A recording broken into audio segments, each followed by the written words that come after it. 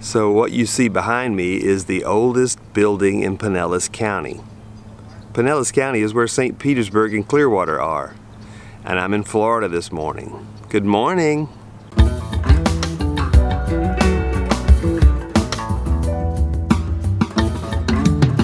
I'm here with Laura, and we're here as guests of Jayne Hollerbaugh, a dear longtime friend of mine. I used to work with her back in the old advertising days of West Wayne. She and I go way back. She lives here, not in the log cabin, but in a different structure right beside it. And that's the story today, how to make a dream come true.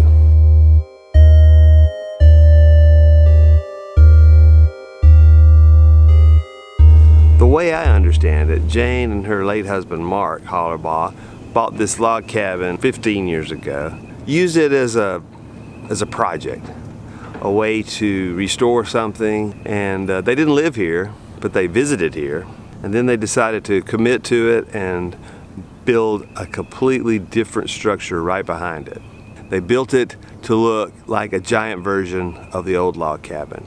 It is so architecturally detailed and so precise, and that's where the wonder of this thing comes in. So I'm putting on my honored guest hat, and I'm going to let Jayne tell us the story of this house.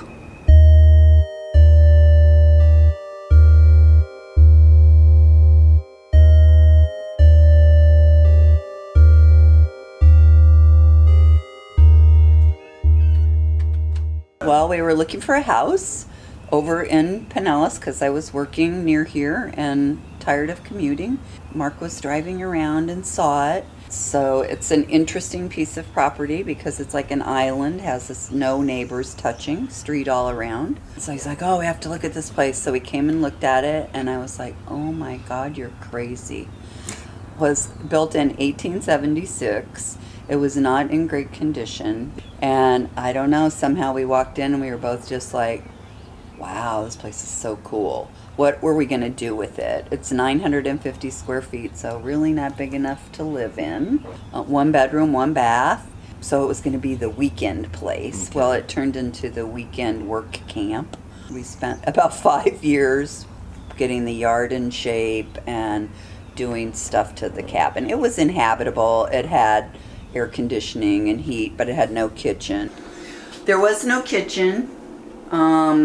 So there was this little tiny room, and there wasn't enough room to put a refrigerator in here, so we built the box around it so you couldn't really see it when you walked in. The guy who built the table built all the cabinets in here. There's nothing plumbed, so the guy was like amazing. And because it's like a weird space, he had to make these little drawers to fill in on either side. Look at those drawers. Aren't they cool?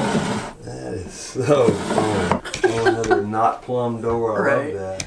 And the tops of this are from the floor in the original Sarasota train station. And we found them at a salvage yard in Sarasota, and a guy there made them into the countertops. And, the bathroom. So we used to stay over here, and so quiet, and got it in nice enough shape, had some furniture, and started renting it to snowbirds. So we did that for 5 years. And in the meantime, we were drawing plans of how we were going to put a house here, and this was going to be our retirement space. So ultimately you fell in love with the property and being in the cabin, and so you decided to go ahead and commit to living here. Right, and we loved Safety Harbor.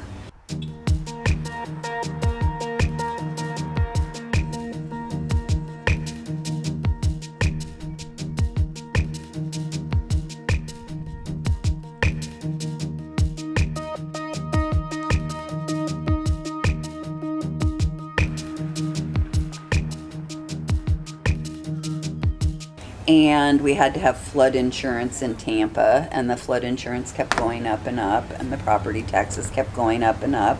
We decided that we wanted to have it in close enough proximity that you could go from the cabin to our house and not get wet if it was pouring down rain.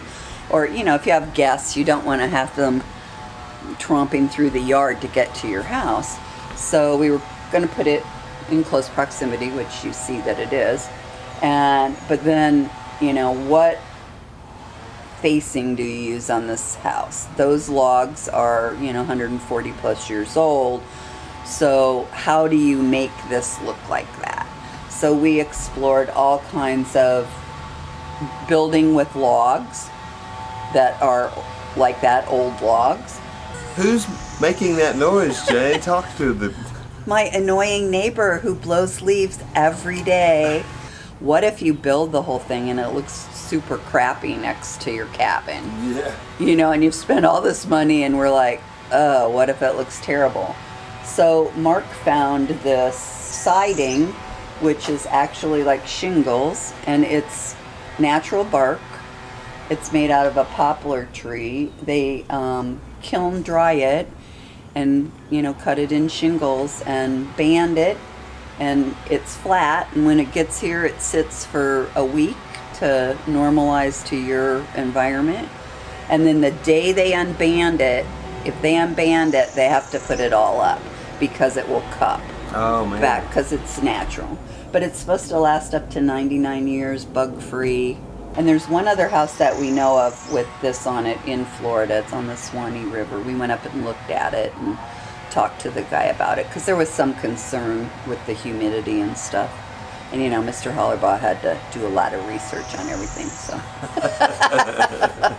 He was precise. He was precise. And then we took other features from the cabin, like this is the deep overhang. This matches the overhang of the cabin. Okay. We have a really deep porch, which matches the cabin, has a really deep porch on it. Was there an aha moment that started that whole thing, or was it just a general... No, just aesthetics, that it's sitting, 10 feet from this house. And so we wanted it to look very contiguous, like it had all kind of been here for a long time. And, that's so simplistic. You wouldn't want to have fancy kind of baseboard in here and then go there. And so we just kind of wanted it all to fit together. So really simple, like the guys who did all the finishing carpentry work, we were like, see that? That's there. And so and of course every crafts guy that worked on our house would just like, oh my God, look at this house. And they knew that somebody built it by hand and they were all intrigued by it. And so there was much honor paid by all the guys that worked on this house because of that house. Craftspeople who work with wood every day are looking at these logs that somebody hand-hewn and they're still standing there. And this house does not touch that house because we didn't want to drill into the wood in any way and compromise the integrity of that house. So this house sits about this far from the edge over there, and the roof is about this far. They overhang. Well, and these originally, these are cedar, or not cedar, cypress logs, and when we filed the plans, on the plans they were just columns built out. And we kept looking at it and I'm like, you just can't have columns built out there, it's gonna look weird. So Mark found these trees and he was like, well, let's have tree things. We got them, they arrived, and we're laying in the lawn, and there was an inspector here, and he's like, what are those for? We're like, well, they're gonna be, hold up the porch. He's like, well, those aren't on the plan, they're not to code.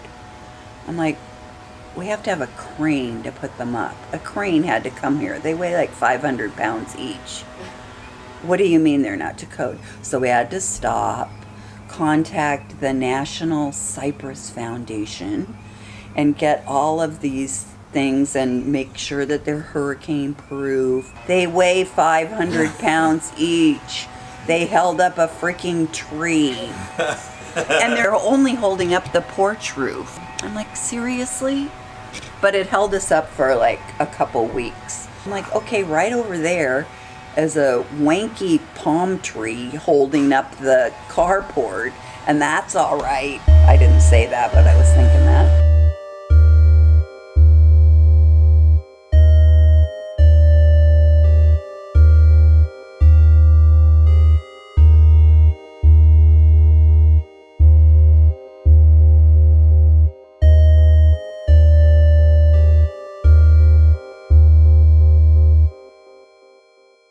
So in the middle of this vlog, we haven't had a shot of Jayne and Martin together, so hey to peeps.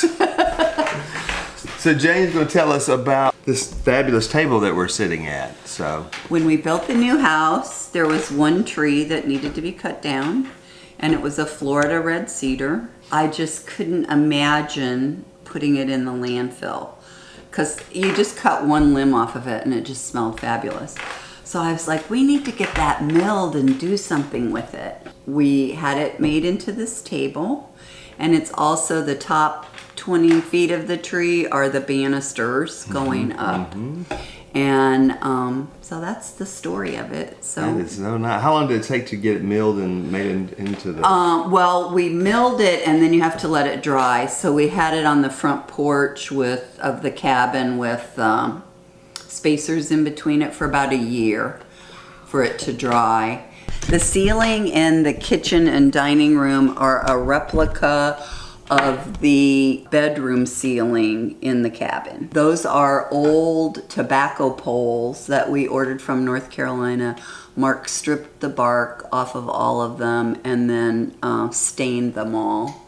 And then the other in-between stuff is just regular board, and the painter did all these experiments to get it to match what the cabin looked like. He put red paint and white, and I don't know how he came to get it to look like what's in the cabin. What about these lights? Were these lights... They're from an antique store in Tampa. Aesthetic is really important to me, how something looks. And like originally they were going to just put balustrades on there from like, a wood put. I'm like, you can't just put balustrades there. That's going to look terrible. So I had found a guy that made the holders for the rail. He's a blacksmith. So I said, well, hey, can you make something that kind of looks like trees or something to go there? And he did. And it's really just rebar that he pounded and shaped. It's just the detail, the devotion to the end goal. You know there's got to be some amount of love and joy in doing it, even though every step of the way seemed to be a pain in the ass. Right. And at the end, I was just like, I want the HGTV reveal. I don't want to make one more decision about what color these are. I'm like, beige. Well, there's 3 kinds of beige. So you have to like pick which beige you want it. I'm like, really, shoot me now.